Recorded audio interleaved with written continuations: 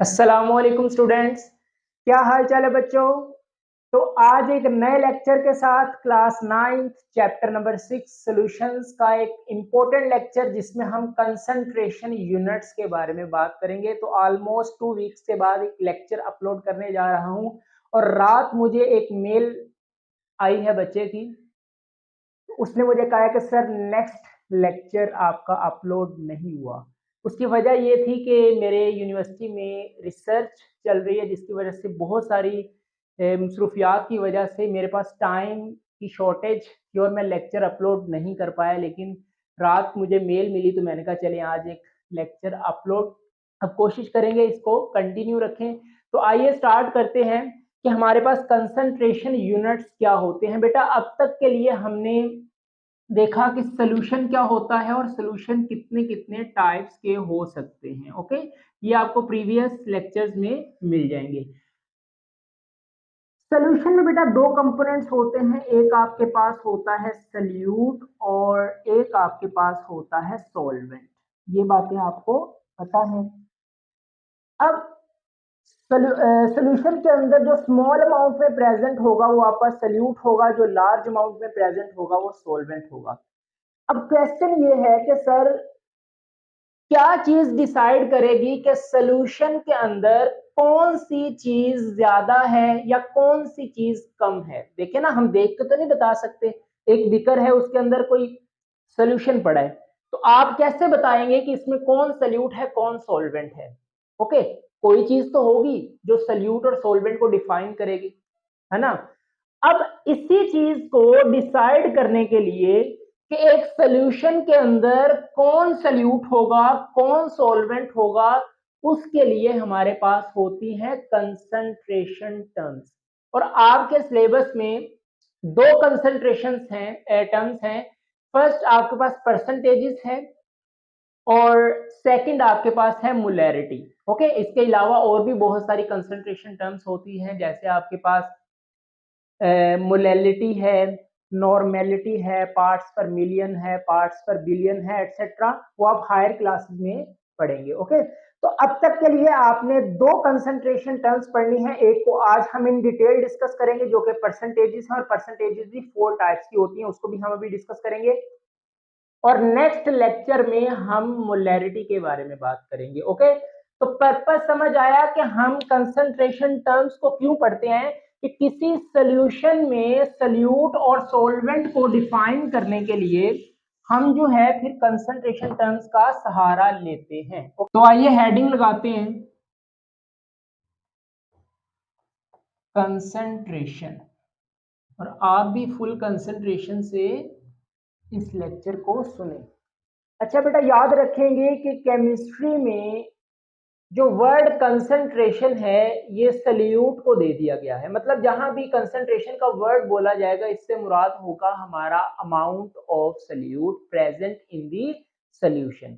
For example मैं आपको example से लेके चलूंगा। पहले हमें अगर देखिए कंसंट्रेशन का वर्ड ही ना समझ आए तो हम इनकी टर्म्स को कैसे समझेंगे। सही है, तो पहले ये समझे कि कंसंट्रेशन क्या होता है, फिर इसकी टर्म्स की तरफ हम मूव करेंगे। देखिए, लेट्स सपोज आपके पास दो सोल्यूशन है, एक आपके पास ए सोल्यूशन है और सेकंड आपके पास बी सोल्यूशन है। ओके, अगर मैं आपसे ये कहूं कि बेटा ए सोल्यूशन की जो कंसंट्रेशन है ये ज्यादा है as compared to the concentration of B, और बी की कम है, तो इससे मतलब क्या होगा।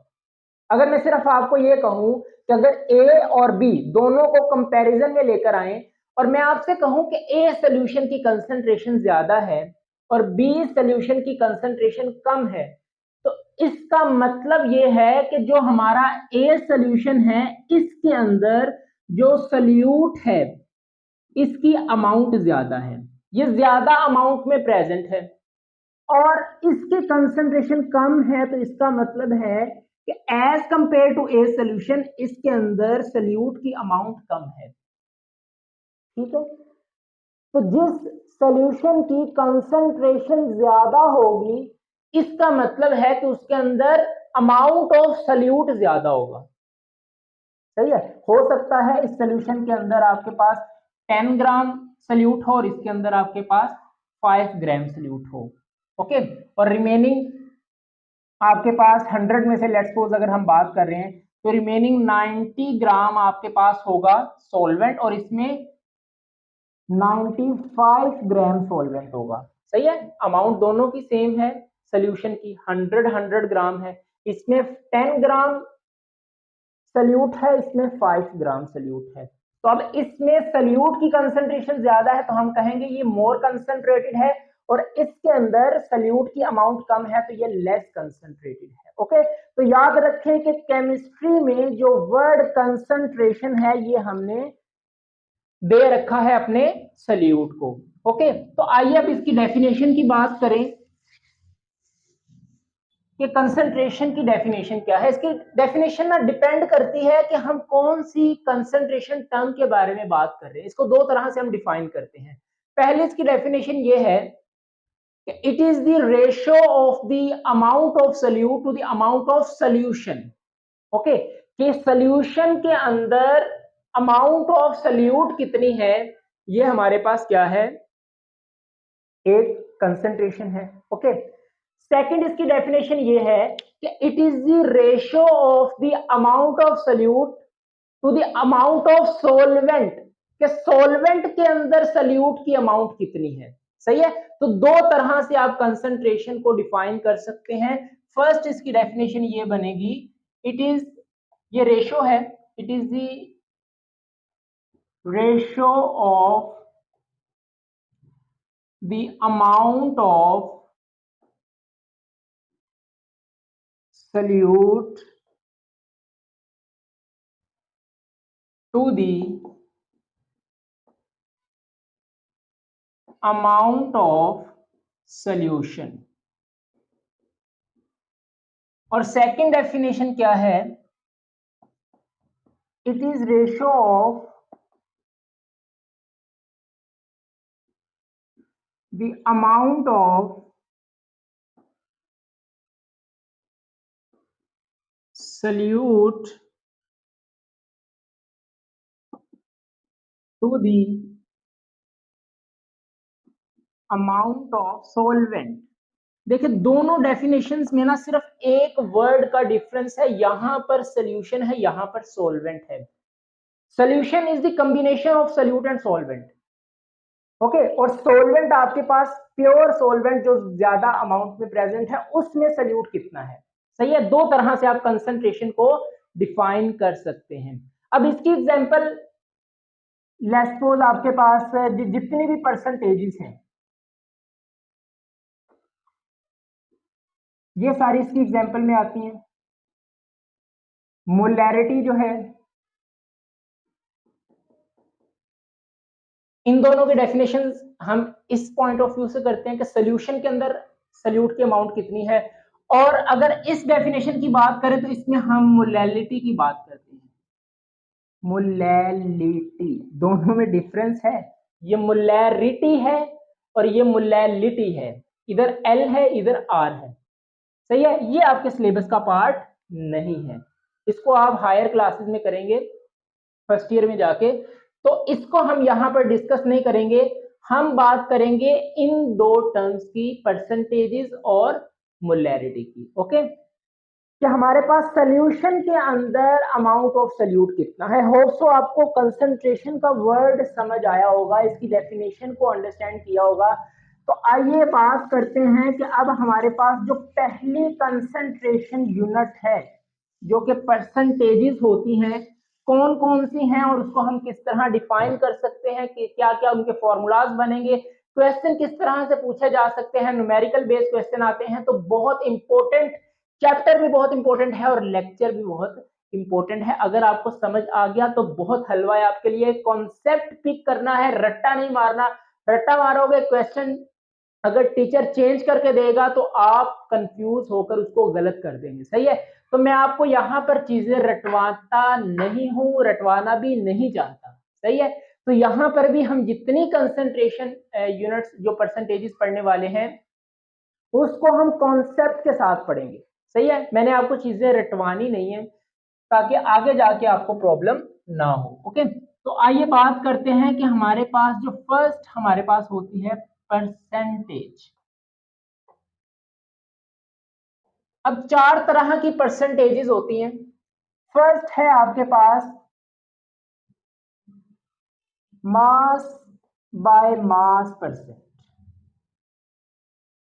अभी इसको नोट डाउन करें, इसको सुने, फिर इसको समझते हैं वन बाय वन। सेकंड आपके पास होती है मास बाय वॉल्यूम परसेंटेज। थर्ड आपके पास है volume by mass percent, and fourth one is volume by volume percent. अभी मुझे पता है आप कंफ्यूज हैं कि इसका सर क्या मतलब है कि मास by mass, mass by volume, volume by mass और वॉल्यूम बाय वॉल्यूम। बेटा याद रखें कि लेट्स सपोज इन चारों में ना एक कॉन्सेप्ट में आपको देने लगा हूं, उस कॉन्सेप्ट को आपने पकड़ कर रखना है। अगर आपने वो कॉन्सेप्ट पिक कर लिया तो आप कंफ्यूज नहीं होंगे। ओके, अब देखें ये वर्ड आपके पास सेंटर में चारों के बाय है, by by by and by. लेकिन इससे पहले भी एक वर्ड है, इसके बाद भी एक वर्ड है। यहां पर मास मास है, यहां मास वॉल्यूम है, यहां वॉल्यूम मास है, यहां वॉल्यूम वॉल्यूम है। याद रखेंगे कि जो बाय से पहले वाला वर्ड होगा वो आपके पास सल्यूट होगा, मतलब वो उसको उस टर्म को हम सल्यूट में एक्सप्रेस करेंगे, ठीक है। और जो आपके पास बाय के बाद वाला होगा, जैसे ये है, ये वाला, ये वाला और ये वाला, ये रिप्रेजेंट करता है सॉल्यूशन को। ओके, तो बाय से पहले चाहे वो मास हो चाहे वो वॉल्यूम हो, वो होगा सल्यूट के लिए, और बाय से बाद वाला जो होगा ये वाले, वो आपके पास होंगे सॉल्यूशन के लिए। सही है। आइए मैं आपको एग्जांपल देता हूं, जैसे इसकी बात करें, मैंने कहा मास, मैं मास को एम से लिखूंगा, वी को वॉल्यूम को वी से। मैं कहता हूं मास बाय मास परसेंट। ओके, अब देखें इससे मुराद क्या है, बाय। ओके, अब इससे पहले ये जो आपके पास मास है ये किसके लिए है, सल्यूट के लिए है, और ये जो बाद वाला है ये आपके पास किसके लिए है, सॉल्यूशन के लिए है। सही है। अच्छा, जैसे यहां पर देखें मास बाय वॉल्यूम, मैं लिखता हूं मास बाय वॉल्यूम परसेंटेज। क्लियर है। अब बाय से पहले वाला जो आपके पास टर्म है ये किसके लिए है, सल्यूट के लिए, और ये किसके लिए है, सॉल्यूशन के लिए। ओके, अच्छा इसकी बात करें, mass by sorry volume by mass, volume by mass percent.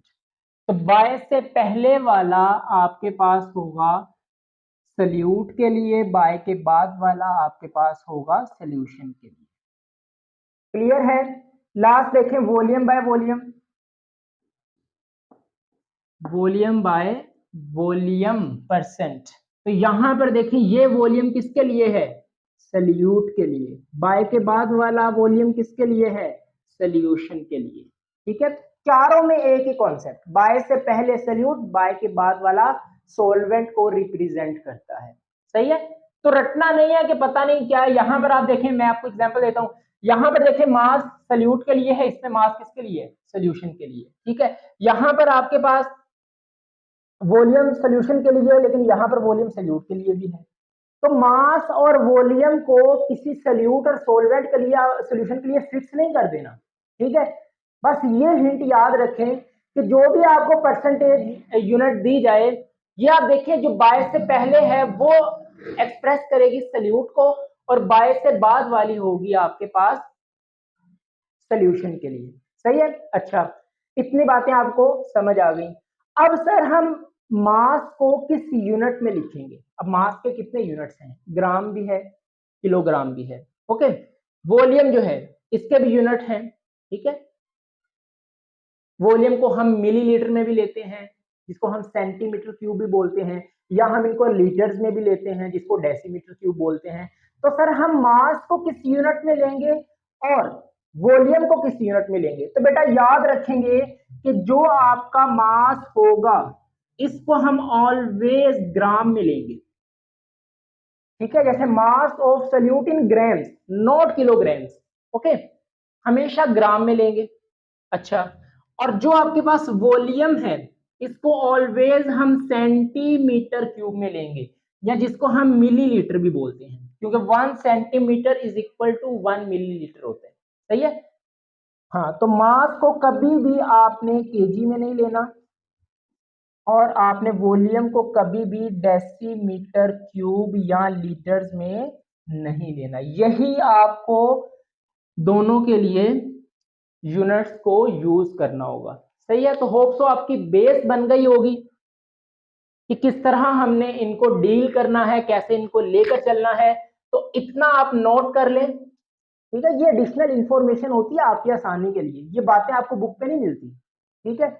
ये हिंट्स होते हैं जो हम आपके लिए लेकर आते हैं, और ये डायरेक्टली बुक पे नहीं मिलती, जिसकी वजह से बच्चा बुक पे रट्टा मारता है और फिर उसको भूल जाता है, ठीक है। लेकिन इस तरह के अगर आपको शॉर्टकट्स बताए जाएं, हिंट्स दे दिए जाएं, तो आपके लिए याद रखना उसको आसान होता है, ओके।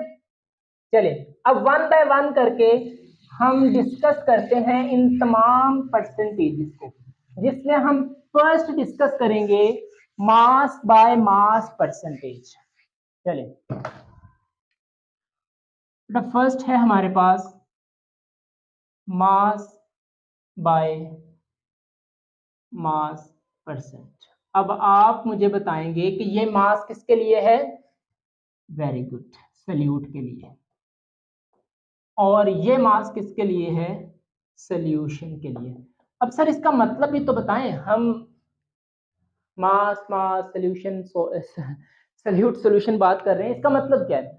इसका मतलब यह है कि हमने अपना सल्यूट भी ग्राम में लेना है और अपना सॉल्यूशन भी ग्राम में लेना है। याद है ना, मास को किस में लेना है, ग्राम में। जहां भी मास का वर्ड आएगा इसका मतलब है ग्राम, जहां भी वॉल्यूम का वर्ड आएगा उससे मतलब है हमारा सेंटीमीटर क्यूब। यूनिट्स तो वही है ना। हाँ, तो इस पहले आपके पास परसेंटेज का मतलब है कि हम अपना सल्यूट भी ग्राम में लेंगे और अपना सॉल्यूशन भी ग्राम में लेंगे। डेफिनेशन क्या बनेगी, देखें, यहीं से मैं डिफाइन करूंगा। The amount of solute in gram dissolve in 100 gram of solution. Okay, mass solute भी ग्राम में और अपना जो सॉल्यूशन है वो भी किसने लिया है, ग्राम में ले लिया, सही है। और सॉल्यूशन जो है आपका वो 100 ग्राम का होगा या 100 सेंटीमीटर क्यूब का होगा, ओके। तो इसकी डेफिनेशन आहिस्ता आहिस्ता आपको ये टर्म्स आपको समझ आती जाएंगी। इसकी डेफिनेशन क्या बनेगी, देखिए मैं यूं कह रहा हूं, द अमाउंट ऑफ सल्यूट किसमें, ग्राम में, इन ग्राम डिसॉल्व करेंगे, डिसॉल्व इन 100 ग्राम लिखूं या सेंटीमीटर क्यूब लिखूं। अरे सर सॉल्यूशन हमारा मास में है, मतलब ग्राम में लिखेंगे। 100 ग्राम ऑफ सॉल्यूशन, ठीक है। यहां पर वर्ड सोलवेंट ना लिख देना, सोलवेंट लिखोगे ये पूरी डेफिनेशन गलत हो जाएगी, सही है। तो ये आपके पास सॉल्यूशन के लिए होते हैं, ठीक है। तो डेफिनेशन क्या बनी, यही डेफिनेशन है, the amount of solute in gram dissolve in 100 gram of solution. Example की बात करें, मैं आपसे कहता हूं 10% मास बाय मास शुगर सॉल्यूशन। लें जी, ये मैंने आपको एक स्टेटमेंट दी है, मैंने कहा कि 10% मास बाय मास शुगर सॉल्यूशन। तो अब देखें आपके पास जो आपकी शुगर है बेटा, डेफिनेटली ये लेस अमाउंट में सल्यूट है। 10% ये किसको, कंसंट्रेशन है ना, ये किसके लिए है, ऑलवेज सल्यूट के लिए, सही है। तो अब इस स्टेटमेंट को मैं कैसे लिखूंगा, मैं कहूंगा 10 gram of sugar dissolve in 100। Solution किसमें है हमारे पास, देखिए ये किसको एक्सप्रेस करता है, सोल्यूशन को, तो ये भी मास में है, तो 100 gram of water. Let's suppose हमारा जो है वो एक्वस सोल्यूशन है, इधर आप लिख लें, ये ले पानी वाला सोल्यूशन। तो क्या बना, इस स्टेटमेंट को मैंने कैसे लिखा कि 10 gram of sugar dissolve in 100 gram of water. तो देखें आप बेटा, हमने सल्यूट भी किस में लिया है, ग्राम में लिया है, और अपना जो सोल्यूशन है वो भी आपके पास, सॉरी यहाँ पर वाटर नहीं सोल्यूशन आएगा, ये ले 100 ग्राम ऑफ सोल्यूशन, मिस्टेकनली हो गया। तो ये आपके पास स्टेटमेंट बनी कि 10 gram of sugar dissolve in 100 gram of solution. सही है। अच्छा, इसका फॉर्मूला क्या बनेगा, देखिए मास बाय मास है, तो क्या होगा, मास बाय मास परसेंटेज, इसका फॉर्मूला क्या बनेगा, मास ऑफ सल्यूट किसमें, ग्राम में, डिवाइडेड बाय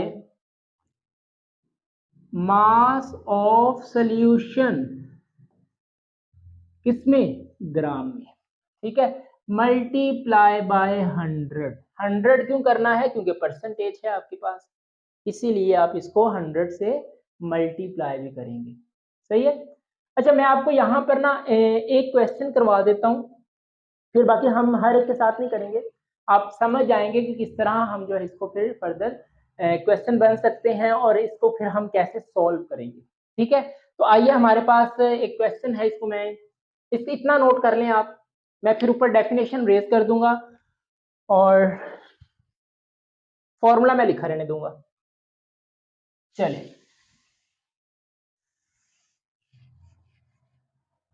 मेरे पास एक क्वेश्चन है, 10 ग्राम ऑफ सुक्रोज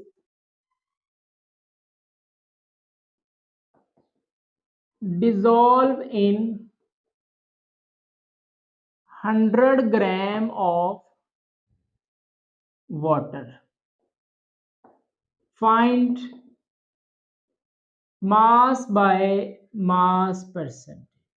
चलिए, ये लेट्स सपोज आपको क्वेश्चन आ गया एग्जाम में, ठीक है, अब बच्चा कहता है सर हमें तो करवाया ही नहीं, देखो यहीं से क्वेश्चन बन गया। अब सबसे पहले देखो ये क्या है, ग्राम, ये भी क्या है, ग्राम, मतलब कि मास बाय मास आपकी परसेंटेज है, आपका सल्यूट भी ग्राम में है, आपका जो सोल्यूशन है वो भी आपके पास क्या है, ग्राम में है। तो देखिए आपके पास सल्यूट क्या है,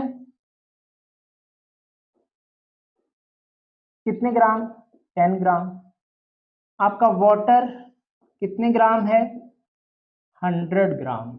अच्छा, अब मास बाय मास फाइंड करनी है, तो डायरेक्ट ये फॉर्मूला पुट करो,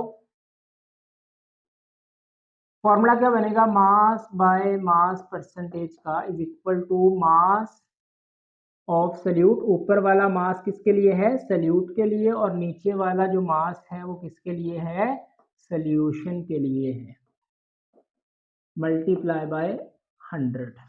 अच्छा, अब देखें मास ऑफ सल्यूट कितना है बेटा, 10 ग्राम, सुक्रोज आपके पास सल्यूट है तो कितने हैं, 10 ग्राम, 10 ग्राम ओवर मास ऑफ सॉल्यूशन कितना है, 100 ग्राम, मल्टीप्लाई बाय 100, 100 से cancel, answer will be 10 gram, but it is wrong. I hi sir, इसको गलत कैसे कर दिया आपने। देखें क्वेश्चन को जरा, क्वेश्चन की नौयत को पढ़े जरा, उसने पूछा 10 gram of sucrose dissolve in 100 gram of water, not solution. यहां हम सोल्यूशन रखते हैं, फॉर्मूला, फॉर्मूला तो चेंज नहीं होगा। अब इसने यहां पर आपको क्वेश्चन चेंज करके दे दिया इन 100 ग्राम ऑफ वाटर। अब वाटर इज प्योर सॉल्वेंट जो कि 100 ग्राम है। अब आप मुझे बताएं कि वाटर यहां पर क्या है, सॉल्वेंट जो है, अगर हमें सोल्यूशन बनाना हो तो सोल्यूशन में तो दो कंपोनेंट्स होते हैं, सल्यूट प्लस सॉल्वेंट। तो अगर हम यहां से मास ऑफ सोल्यूशन फाइंड करना चाहें तो बेटा हम सल्यूट और सॉल्वेंट को ऐड करके पहले सोल्यूशन बनाएंगे। समझे इस चीज को, उसने कहा 10 gram of sucrose dissolve in 100 gram of water, not 100 gram of solution.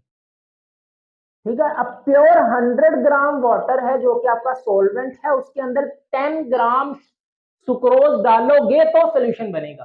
तो सल्यूट तो 10 ग्राम है ही, लेकिन जो आपका सोल्यूशन है ये कैसे बनेगा? सल्यूट और सॉल्वेंट को ऐड करने से। तो देखो सल्यूट कितना है 10 और सॉल्वेंट कितना है 100, तो टोटल 110 ग्राम सोल्यूशन की अमाउंट है आपके पास। तो यहां पर आप 100 नहीं पुट करेंगे, 100 तो सॉल्वेंट है, तो लेकिन यहां पर क्या है सोल्यूशन। तो आया कि क्वेश्चन में आप देखेंगे कि उसने आपको यहां पर सोल्यूशन का वर्ड यूज किया है। अगर सोल्यूशन कहा है तो वो यही अमाउंट उठा के यहां पर पुट कर दें। बट अगर उसने आपको सॉल्वेंट दिया है तो देन बेटा आप पहले सल्यूट सॉल्वेंट को ऐड करके सोल्यूशन की अमाउंट निकालोगे। देखो 10 ग्राम सुक्रोज है, 100 ग्राम वाटर है, सल्यूट सॉल्वेंट को ऐड किया, जो net amount I that is 110 ग्राम, जो कि आपके पास सोल्यूशन बना। अब ये 110 यहां पर पुट करोगे, ठीक है। तो क्वेश्चन क्या बनेगा आपके पास, यहां पर देखो सल्यूट की अमाउंट तो नहीं चेंज होगी, वो तो 10 ग्राम ही है, लेकिन यहां पर आप 110 पुट करेंगे और ये 100 है। सही है, समझ आ गई कि 100 क्यों नहीं पुट कर रहे, क्योंकि 100 प्योर वाटर है जो कि सॉल्वेंट है। हमें सॉल्वेंट नहीं लेना, हमें सोल्यूशन लेना है। सोल्यूशन कब बनेगा, जब सल्यूट सॉल्वेंट को ऐड करेंगे, दैट इज 110 ग्राम। अब इसको आप सोल्व करेंगे, द आंसर विल बी 9.09 ग्राम। तो इस तरह आपसे क्वेश्चन पूछा जा सकता है। सही है। हाँ, अब अगर यहीं पर मैं वर्ड सोल्यूशन लिख दूं तो फिर 10/100 multiply by 100, 10 will be the answer. सही है। तो इस तरह जो है वो डिफरेंट न्यूमेरिकल बेस आपसे क्वेश्चन पूछे जा सकते हैं। एक्सरसाइज में भी इसके क्वेश्चंस हैं और एग्जांपल्स भी आपको पूछी जा सकती हैं। क्लियर है। Now move to the next percentage. अब आप में बेस बन गई है, तो अब आप जो है वो फर्दर इसको करते चले जाएंगे।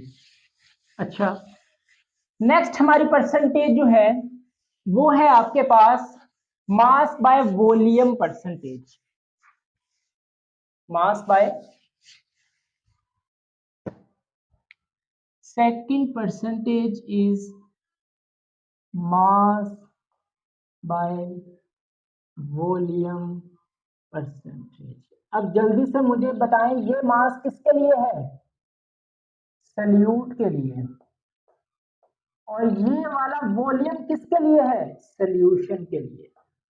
तो ये बाय से पहले वाला सल्यूट, बाय से बाद वाला सॉल्यूशन को। अब इसका मतलब क्या है कि हमारा जो सल्यूट है वो हम ग्राम में लेंगे, सॉल्यूशन हम सेंटीमीटर क्यूब में लेंगे।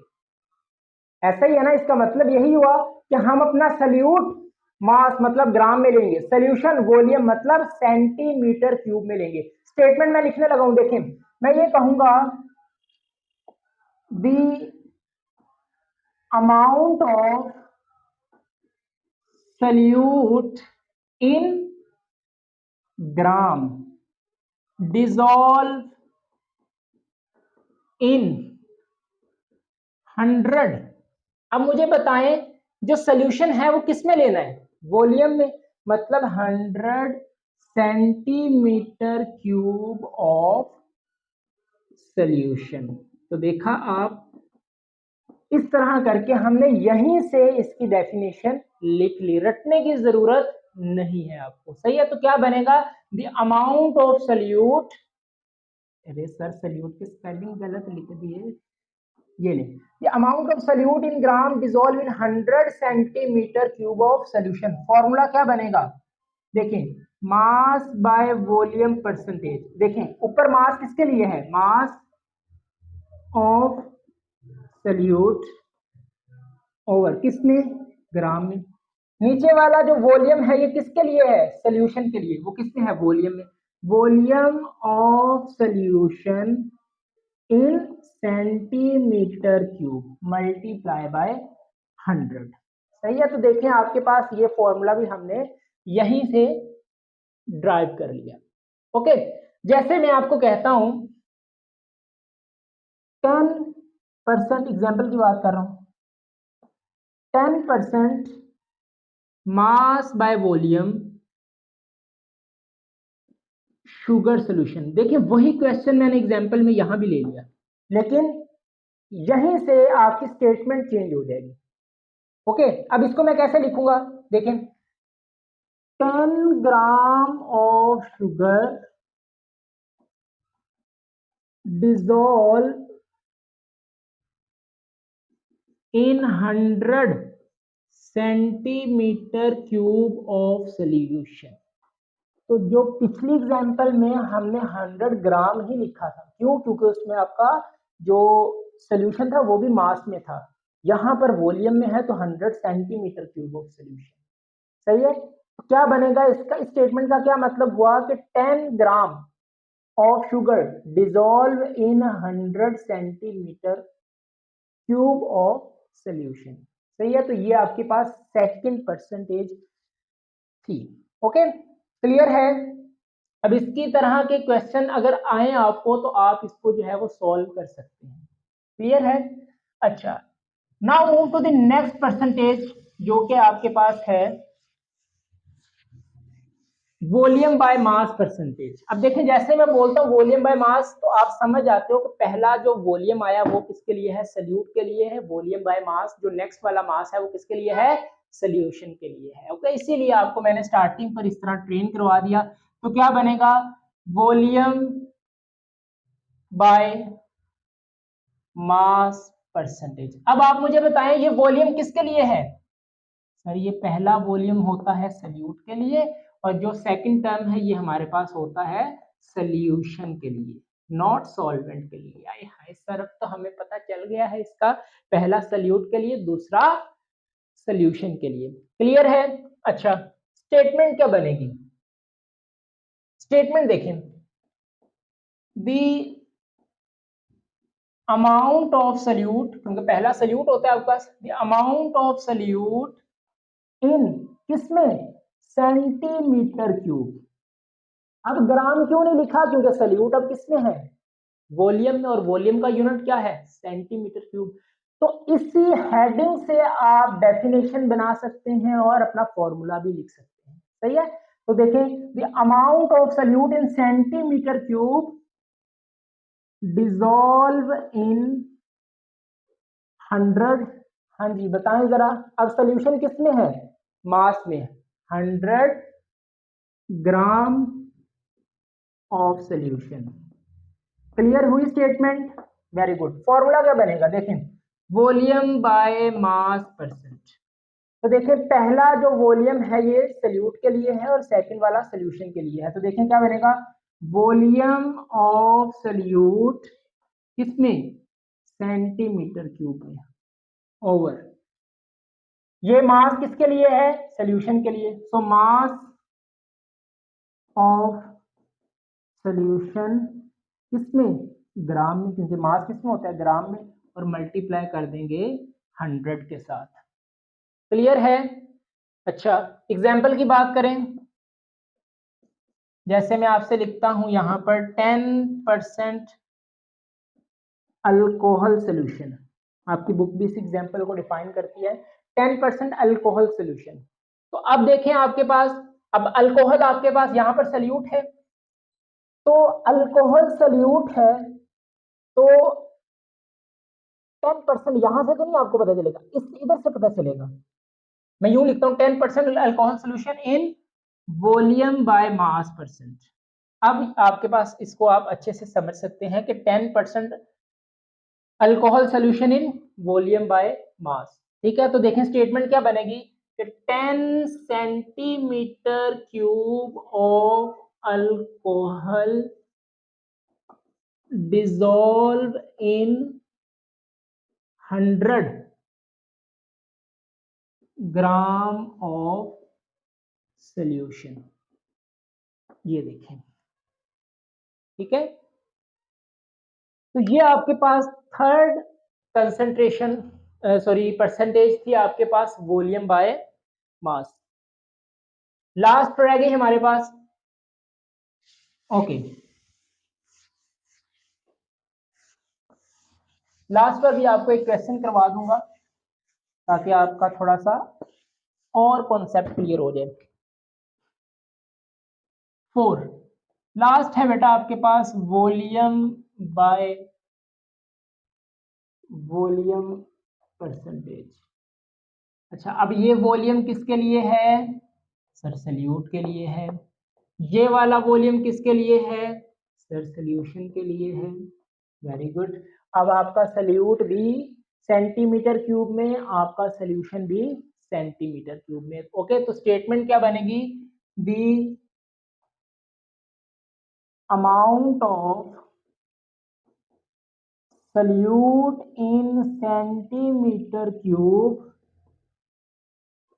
dissolve in 100 centimetre cube of solution. तो देखिए सल्यूट सोल्यूशन दोनों हमने सेंटीमीटर क्यूब में ले लिए।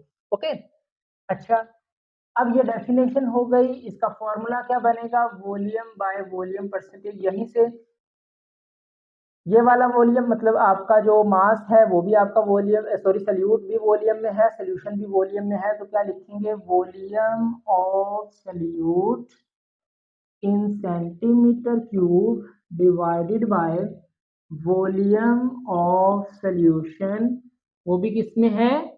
Centimetre cube multiply by 100। Clear है?